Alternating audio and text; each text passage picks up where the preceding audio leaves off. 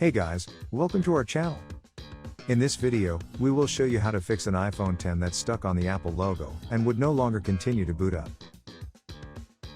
Most of the users who have encountered this problem reported that it started after the recent iOS 14.4 update.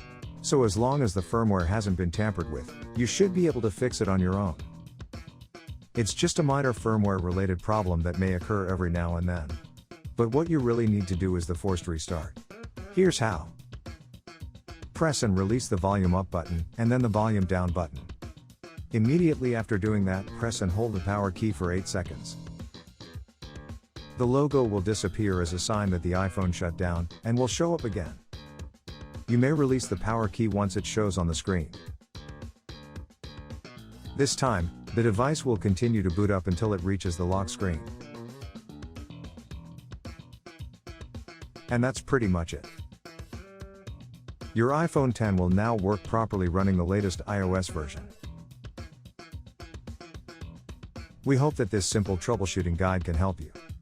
Please subscribe to our channel to support us. Thanks for watching.